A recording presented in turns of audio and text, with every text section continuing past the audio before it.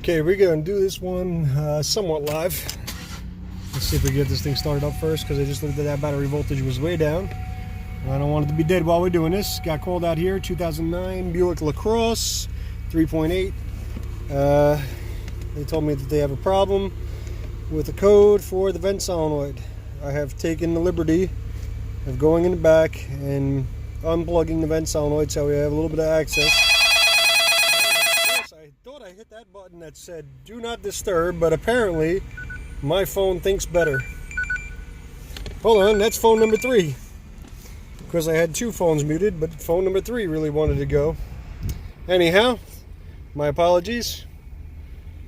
I don't think I can put it in do not disturb while I'm on this recording, and I cannot. So they'll have to wait. Anyhow, this is the vent control solenoid circuit, p0449. That's a hard code, resets right away from what I understand. As of right now, I have it unplugged in the back. And let's just go back here. Vent solenoid is down there, right alongside the filler neck. Of course, it has a new one in there already. I pulled the wires up through that little hole so we have access to them. I see the tape there, so these guys are definitely doing something already. What I'm going to do is, like always, just going to plug in a noid light, all right? So it's easier for me to see up here and something easy to get to. I have the power probe back here already, just ready to start doing this, and then I said let me stop and I'll make a quick video. All right, so we're going to look, I don't care what kind of vent solenoid it is, almost every last one of them, and I'm just using this, by the way, because I needed a really long ground because I couldn't find a decent looking ground back here. So I do have the power probe here for a ground. I want to see whether or not I have power back here. I do on one, and if this one here, if I click on that one, okay, so my noid light works. I have a power supply that comes back here. One that's able to sit there and light. This one I believe is 120 milliamps, and that little bulb right there is about another 150 milliamps. So enough to turn on the solenoid for the most part. Next thing I'm going to do is grab a wiring diagram, figure out where it goes. Actually, just let me make sure that this is not a live problem. I'm trying to do this fast, that way we don't have to get into with air pump. If I do this fast, hopefully another phone call won't come rolling in, since I can't turn them off right now. Let's go to evap system. Let's go to our canister vent solenoid, and I'm just going to click it to on. So right now it should be on. That little light should be on. The full as well, and nothing. So it's not being grounded back there. All right, let's grab a wiring diagram. See what we can get to here. 2009. Wouldn't it be awesome if I had all that on one tool, where I could just, press a button and pull up the wiring diagram? I heard that there was one out there. It looks green like this. Just throwing that out there. It's also wireless. That way I'm not tethered into the car. But yeah. Anyhow, 2009 Buick. I'm only teasing, by the way. I'll see Bosch later on today, and we'll talk about some of the great things that they have in the tool and some of the things that I think they can improve as well. So we'll go into powertrain management, pull up electrical OE, and everything will be on the left hand side there. 5-volt low reference, engine data sensors, no, HO2S, cam crank, fuel injector, fuel pump controls, evap. That's what we want. Pop it up in a new window. Always launch it into a new window, so that way you can always go back here and change whatever you want to change. But over here, that will be the pop out for you. So here it is in the pop out version. What do we have here? All right, from the fuse block instrument panel, canister fuse. We know that that's good already. It sends power down, so it's getting out to the vent solenoid. Comes back out again on a white wire, goes back into the fuse block instrument panel. All right, that should be easy to get to, so that'll be on that side. Pins A6 and A7, so it's gonna be white wire. Let's see whether or not the white wire is actually making it back to here. If it is, what I expect to see is that same 12 volts that I had going through that vent solenoid back there when I touched that white wire with the test light and I lit up our Noid light that's in place of the valve right now. I would expect the exact same thing to happen here if I go to pin A6. So let's do a quick integrity check there. I'll grab this, bring it around. I'm hoping that the connector is on the front face. Oop, there we go. And it is. Alright, so A6. Oh boy. Well, without getting out my goggles, I don't know if I can possibly get that in there. I think if you look underneath that number 2 right there, that number 2 amp fuse, you'll see that that is also another number 2 that's below it, and then the next row is 3, 4, and so on. So the numbers go up this way. So I'm looking for A6. So it's not going to be this row, right? That would be my row A. I'm sorry, my row A, and so this would have to be row A down here. That should be my white wire right there. That's the 6th one in. 1, 2, 3, 4, 5, 6, and straight down. So there it is right there. And if I take my test light and I put it there, now granted I see something lighting up here, right? But that's not what I care about. What I care about is that the same wire back here? It sure is. She's lit. Okay, so that's my wire. So I got wiring integrity all the way up here to this fuse box going in and out. Let's jump to the next easiest spot. Could I check it coming out over there? Yes, I could. That would be A7, the one right next to it. And yes, it's there as well. Okay. Don't really need to do too much of that. Next spot there is fuse box underhood. Well, I know where that is. It's not exactly fun to do because you have to separate the fuse box just to take the plastics off. But the computer, I think, let's see. Yeah, it's going to be one of those style. All right, so the computer, wow, terrible lighting, is going to be inside this box over here. Got a couple things to take apart here. Move this thing out of the way. We can bring this box up. But let's use our eyes for a moment. I don't like that already. I'm not feeling it. This right here is at least the harness that comes in, goes into that box that goes in to the computer. I know it's a little hard to see there, it just won't stay focused. But it comes up and it wraps up over here, and I'm not liking it. And that comes out, comes around, goes into our underhood fuse box.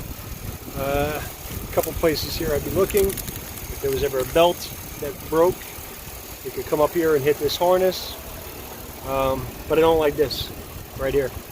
When I see that, that's already something I don't want to see. I feel like that should be in a different holder or a different spot. I don't like where it's rubbing, and it's rubbing. Let's see, can it be that easy? Yeah. See those shiny marks right there on the end of the valve cover? Come on, focus. See the shiny marks? I see a little bit of green tint to those shiny marks. I'll bet you. Let's see. Can I get you guys in there? Let's see. I actually can't see with my own eyes, so I'll have to use the viewfinder. Yep, right there. Right above my finger. And alright, yeah, I can see it now. That's a white wire. Right there. Come on, focus over here. A terrible camera. Anyhow, let's verify that. See, how bad will this be to cut open? Probably horrible. This has got about 24 inches of TISA tape on there. Let's see, can I prop you up over here somewhere? I'll try to. Well, that might work. You guys may or may not be able to see me, but I'll give it a try. I know I have another holder for this phone, but it's not so hot. Give me a second.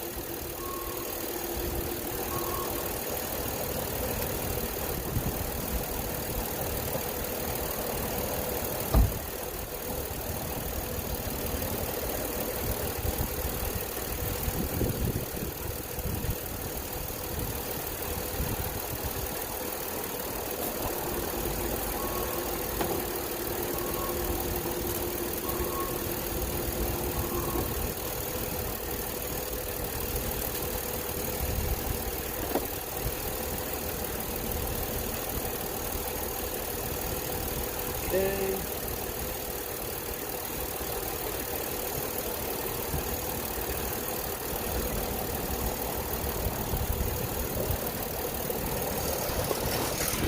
oh, wait a minute now, I might have misspoke. Here's where we are. Here's our wire. And that wire is yellow. The diagram said white.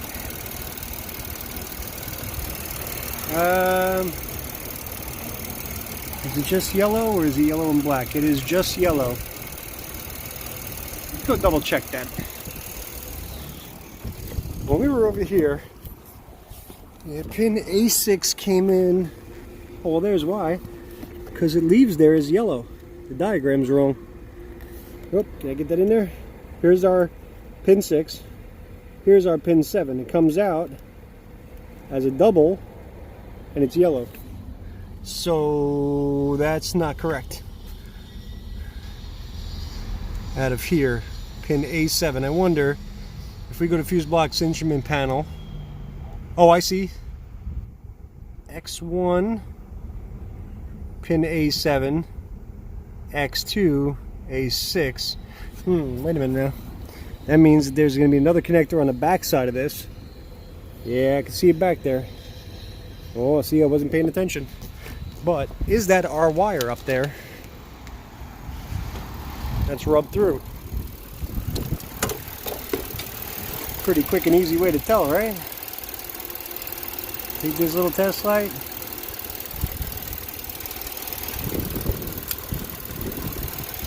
That's starting to look a little bit more white. See if I can't get a good spot in here. Okay, well that lights up. Alright.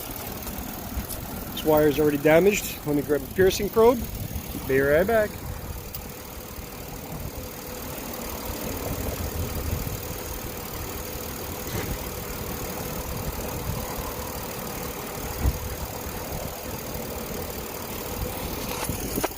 Okay, piercing probe in hand. Get that on there. Ground that. Run back over here. And there she is. Okay, so that just looks yellow. It's actually white. I guess it's just discolored from the being out here in the heat and underneath the hood. But that's our wire. There it is, right? Just apply a little bit of common logic and we'll end up finding the problem. Now, why is this harness just pushed on there like that? They don't have anything to hold it? Well, nothing there to protect it. So when we're done, there will be. Because it's a little straight run like that, after we're done repairing the wire, what we will do is probably either a piece of plastic sleeve or I'll get a old heater hose, something like that, just to put it in there for rub protection. And then we'll be done with this thing. So, do I want to make a jumper just to prove the concept and see that we can turn it on and off? Yeah, why not, right? Alright, I got you this far. You're going to wait again.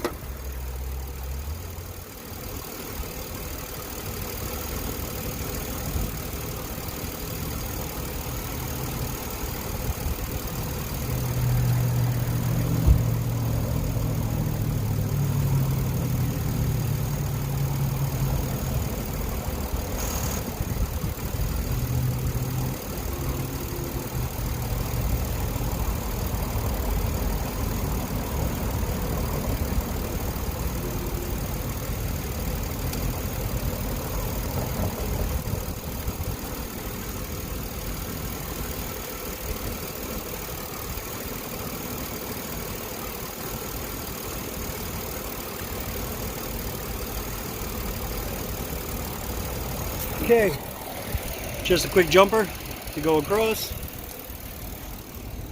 that area that was damaged, and I should still be on that screen for on or off. I am. I'm going to hit on. Keep in mind that noise light should be bright now. It sure is. That's on. We'll come in here and hit off. I hit off, and off it is. Here we are. That's a win. Get that wire repaired and go from there. See, the key to all this is a good diagram. So, did I even read it wrong? I sure did. Rushing my way through, I didn't notice the X1 and X2, if you're looking for that, but white and white. And I did clearly make a mistake there when I said that before, when I was up here, I should say, A6 and A7.